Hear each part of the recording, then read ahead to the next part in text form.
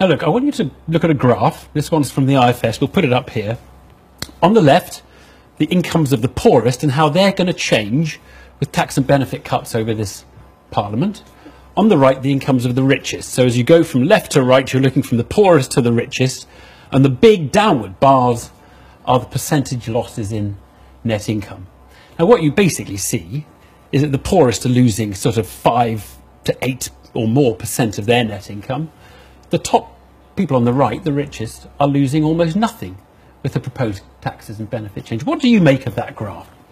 Well, I think that tells one story in terms of the changes, but actually there's another graph which I think is very important in the distributional analysis impact that's published alongside the Red Book, which shows actually the impact of the different percentiles, and it shows actually that the richest have taken, they're paying more in terms of making a contribution to filling the black hole left by the last Labour government. Right. So absolutely correct to say that the pattern would have been somewhat different if we'd taken other periods of coalition or Labour government measures. This is the 15 to 20. This is this Parliament.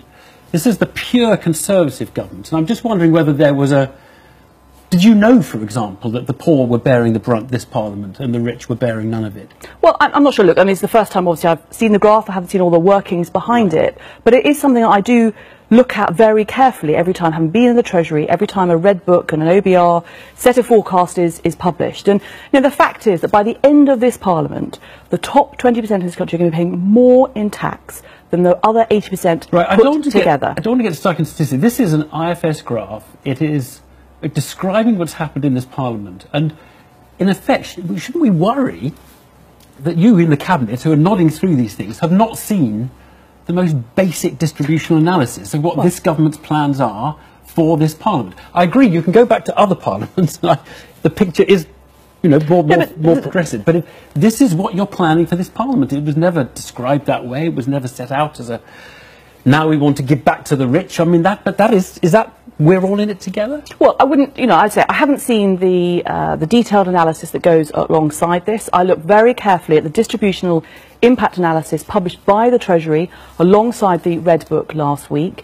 The issue about people at the top paying more, the top 1% paying 28% of income tax. But look, the broader point you're making... These are the changes, and I appreciate that, but these are the changes. This is what your government is planning for this Parliament. Look, are you happy to call that one nation conservatism, compassionate conservatism? We're all in this together. Just look at it. 5 to 8% cuts in the incomes of the bottom deciles, and actually a very slight increase in the income of people in the richest. I don't know, because you haven't shown me the working, you haven't shown me this chart before I have sat here on live TV.